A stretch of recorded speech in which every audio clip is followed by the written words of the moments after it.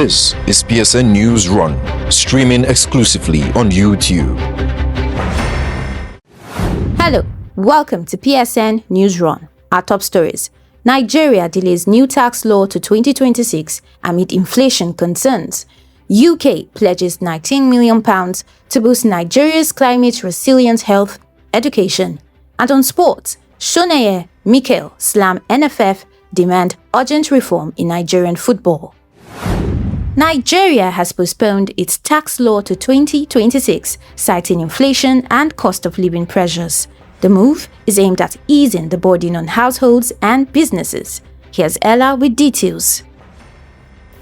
The federal government has announced a delay in the implementation of its new tax law until January 1, 2026, citing concerns over the rising cost of living. Finance Minister and Coordinating Minister of the Economy, Wale Edun, explained that the decision was reached after widespread public concerns and consultations with key stakeholders, including businesses and labor unions. The proposed law has included provisions such as 5% fuel surcharge, among other measures aimed at boosting government revenue. But with inflation and economic pressures already weighing heavily on households, the Tinubu administration opted to ease the transition. According to the finance minister, the postponement will allow more time for sensitization campaigns, stakeholder dialogue, and a phased adjustment to ensure Nigerians are not unduly burdened. Economic analysts say the move reflects the government's balancing act between driving fiscal reforms and protecting citizens from further economic hardship.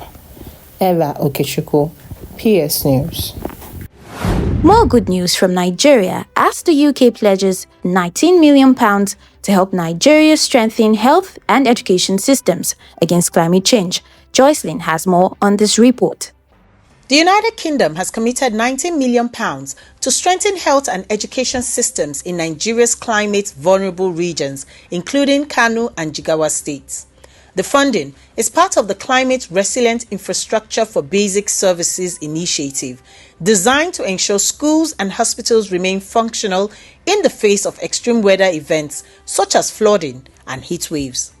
British Deputy High Commissioner in Lagos, Johnny Baxter, explained that the investment underscores the UK's long-term partnership with Nigeria, aimed at safeguarding essential public services for millions of citizens. The announcement comes as Nigerian lawmakers continue to push for increased domestic funding for healthcare and education, stressing that foreign support must complement, not replace, government responsibility. Experts say the intervention could help reduce disruptions to learning and medical care, especially in rural communities hardest hit by climate change. Reporting for PS News, Joycelyn Ella Keche Ada. Nigeria and the US are deepening military ties with new initiatives to boost the Air Force and strengthen regional security. Let's hear the details from Dan. The Nigerian Air Force and the United States have announced a stronger defense partnership aimed at boosting operational capacity and ensuring greater protection for civilians during security operations. The development was confirmed during a high-level engagement between senior officials of both countries, where discussions centered on enhanced training, intelligence sharing, and the deployment of modern air capabilities.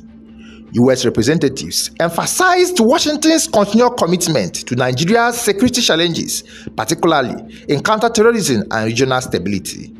For its part, the Nigerian Air Force welcomed the collaboration as a step towards improving professionalism and adhering to international standards of engagement.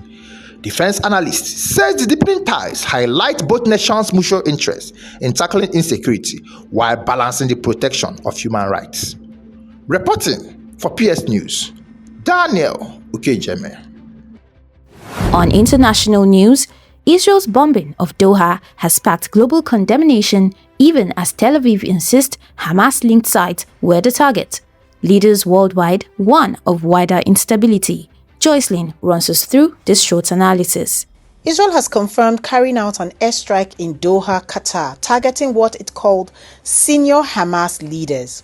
Officials in Tel Aviv say the move was in response to recent Hamas attacks inside Israel, including a deadly shooting in Jerusalem and the loss of Israeli soldiers in Gaza. The strike flattened part of a residential building, killing several people. The attack shocked many because Doha is usually seen as a safe zone, home to diplomats, schools, and foreign workers. Qatar strongly condemned the strike, calling it a violation of its sovereignty and warned of a response. World leaders have reacted sharply. Russia and China condemned the action as illegal and warned it could escalate the conflict. Saudi Arabia and the UAE and other regional countries also condemned the strike, urging respect for sovereign territory. The United States gave a mixed response. Washington said it had limited warning about the attack and described it as unfortunate. President Donald Trump criticized the timing, saying it could harm U.S. efforts to mediate peace in the region. European leaders also voiced concern, saying the strike could weaken fragile ceasefire talks. The UN Secretary General described it as a serious violation of international law and called for immediate calm. While Israel says the attack was meant to weaken Hamas leadership and prevent future attacks, analysts warn it could backfire by damaging diplomatic channels and turning regional players against Israel. The big question now are whether Qatar will take legal or diplomatic action, whether mediators will be sidelined, and if talks to calm the crisis can resume before the situation worsens further. Reporting for PS News, Joycelyn Ella Keche Ada. On sports, from calls for sweeping reforms in Nigerian football to Erling Haaland's 5-goal rampage against Moldova and Team Nigeria's arrival in Tokyo for the 2025 World Athletics Championships, Sam is here to take us all through the sports headlines. Former NNPC spokesman Soneye has accused Nigerian football administrators of incompetence and corruption, blaming them for the sport's decline. His comments came after the Super Eagles 1-1 draw with South Africa in a World Cup qualifier. Ex-captain John Mikel echoed similar sentiments, stressing the need to root out corruption at the top of the Nigerian Football Federation. With unpaid salaries, financial mismanagement, and mounting player frustration, stakeholders are calling for a total overhaul to restore integrity and competitiveness in Nigerian football. Norway's Erling Haaland scored 5 goals in his country record 11-1 demolition of Moldova, leaving goalkeeper Christian Avram humiliated but respected. Avram revealed Haaland later apologized, saying, "It wasn't your fault. We had to keep going because of goal difference." The victory propelled Norway 6-point clear of the Azzurri, Italy, in World Cup qualifying, putting them on the brink of their first World Cup appearance since 1998. Team Nigeria has left for Tokyo to participate in the 2025 World Athletic Championship starting September 13. Leading the 15-athlete squad is world record holder Tobi Amusun alongside Ese Brume, Chukwuebuka Enekwechi and Ezekiel Nathaniel. The contingent, a mix of home-based and US-based athletes, is seeking podium finishes to reaffirm Nigerian strength in track and field. Amosun, Nigeria's only world champion in athletics, will look to reclaim her world-beating form in Tokyo. This is Samuel Akban for PS News. And that's our package on PSN Newsrun. I am oluwatosindeba. Good evening. You just watched PSN Newsrun, streaming exclusively on YouTube.